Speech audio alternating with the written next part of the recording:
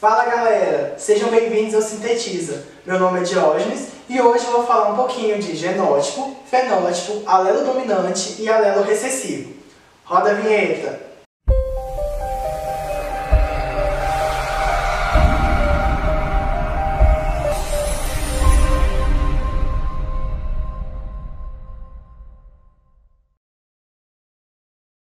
Então, pessoal, quando se fala de genética, é muito comum ver em nossas mentes as palavras genótipo e fenótipo.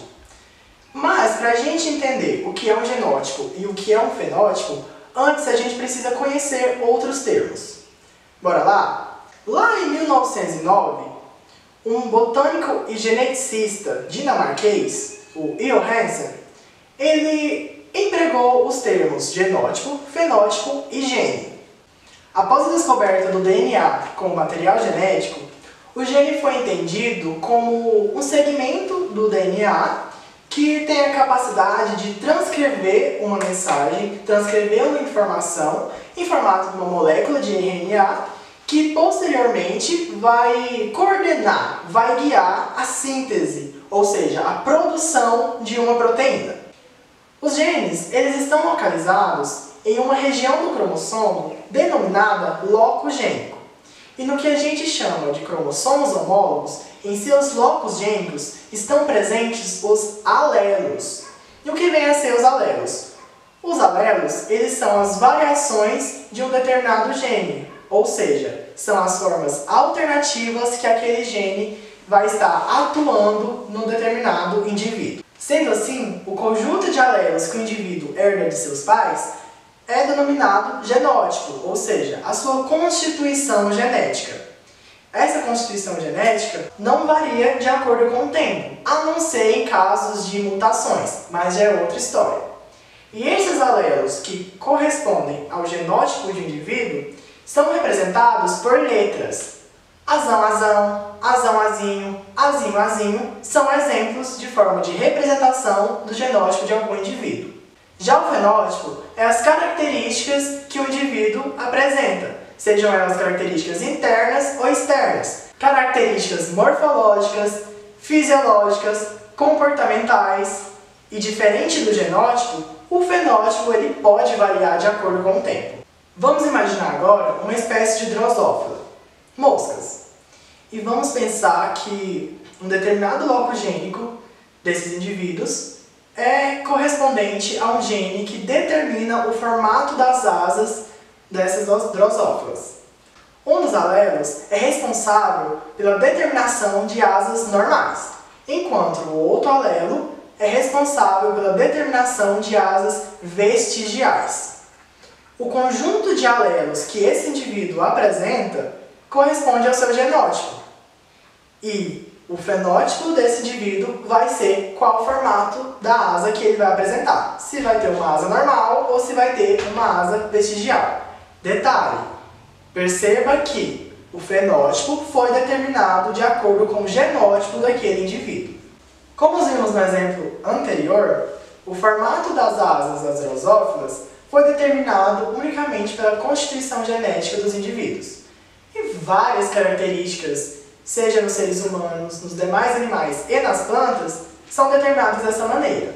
Mas também existem algumas características que, além do genótipo, o ambiente também atua na sua determinação. Vejam bem, vamos pegar o exemplo de irmãos gêmeos monozigóticos. Eles possuem o mesmo DNA, então é de se imaginar que o fenótipo que eles vão apresentar, as características que vão ser expressas em ambos, vão ser as mesmas. Mas, se a gente pensar que, vamos dar um nome a esses irmãos. Um é Rafael e o outro Pedro.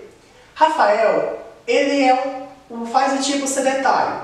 Ele fica só em frente ao computador, quase não sai de dentro de casa.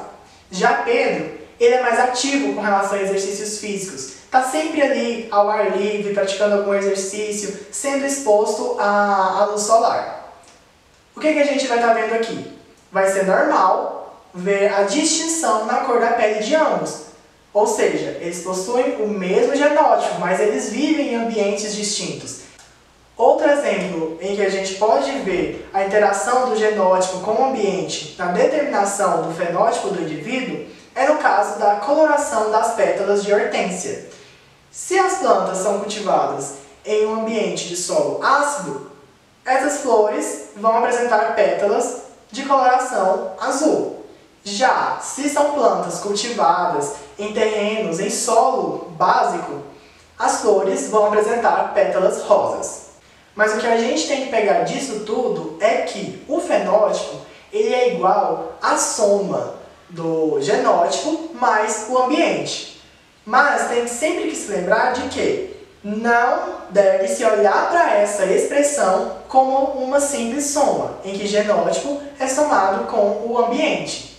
Deve-se olhar para essa expressão e interpretá-la de maneira que o genótipo está interagindo com o ambiente. O genótipo está interagindo com os fatores ambientais daquele local em que o indivíduo está vivendo.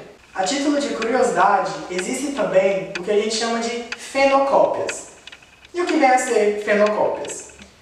Fenocópias são situações em que o indivíduo ele apresenta um fenótipo, o qual ele não tem um genótipo correspondente. Vejam só, pessoas que geralmente utilizam tintura de cabelo, elas vão apresentar um fenótipo que não corresponde ao seu genótipo. Às vezes a pessoa ela tem a coloração do cabelo castanho escuro, mas ela usa tintura loira. Então, ela expressa, naquele momento, ela está expressando um fenótipo de cabelo loiro, enquanto o seu genótipo diz que ela apresenta cabelo castanho. Outro exemplo são em casos de cirurgias estéticas, como as cirurgias plásticas, em que o indivíduo ele modifica alguma parte de seu corpo. E como mencionado anteriormente, os genes eles podem apresentar variações com relação ao seu tipo de alelo. E a partir disso, surgem então os termos alelo dominante e alelo recessivo. Os alelos dominantes são aqueles que podem se apresentar tanto em dose simples, como também em dose dupla. No caso de dose simples, a gente vai estar vendo a heterozigose. No caso de dose dupla, a homozigose. Já os alelos recessivos, eles se apresentam apenas em dose dupla, ou seja, apenas quando se tem dois alelos iguais no mesmo genótipo. E como eu já mencionei para vocês, os alelos eles são representados por letras. E, em geral, essas letras são correspondentes ao fenótipo recessivo ao qual está se trabalhando ali. Então, por exemplo, no caso de indivíduos lá das drosófilas que possuíam ou asas normais ou asas vestigiais, as letras que representariam esses alelos seriam Vzão, Vzão, no caso de um genótipo homozigoto dominante, e Vzinho, Vzinho, no caso de um genótipo homozigoto recessivo. Beleza, mas eu falei de genótipo homozigoto dominante e homozigoto recessivo. E o heterozigoto?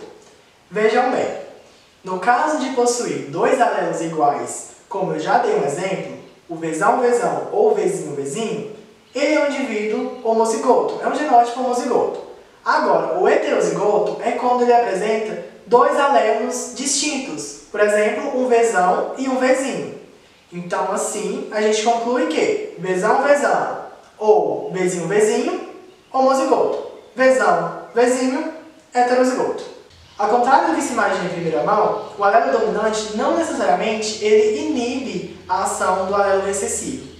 Em muitos casos, por exemplo, o alelo dominante ele determina, ele condiciona a síntese de determinada proteína, enquanto o alelo recessivo ele apenas condiciona a não síntese dessa mesma proteína.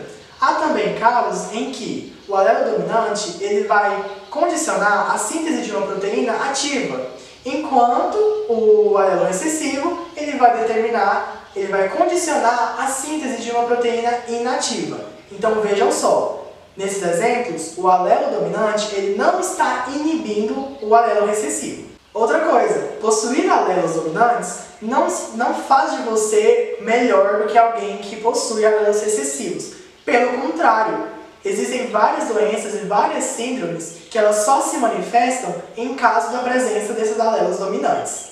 E a título de curiosidade, é comum em determinadas populações os alelos recessivos permanecerem ocultos enquanto o alelo dominante se expressa de forma abundante. Mas o contrário também acontece. Vejam só, em populações da Europa, em algumas partes da Europa, é comum encontrar pessoas com cabelos claros, pessoas loiras, que é uma característica condicionada por alelos recessivos. Então, nem sempre esse alelo recessivo vai estar oculto naquela população. Bom, pessoal, chegamos ao final do nosso primeiro Sintetiza Biologia. E na próxima aula, vamos falar sobre a primeira lei de Mendel. Agora é o momento em que vocês se inscrevem no canal, dão like no vídeo e compartilham com seus amigos. Também não se esqueça de seguir a gente no Instagram. E, caso vocês gostem de podcast, dê uma olhadinha aqui no Na Beira da Estrada, tem um conteúdo bem legal. Esse foi mais um Sintetiza. Até logo, espero por você!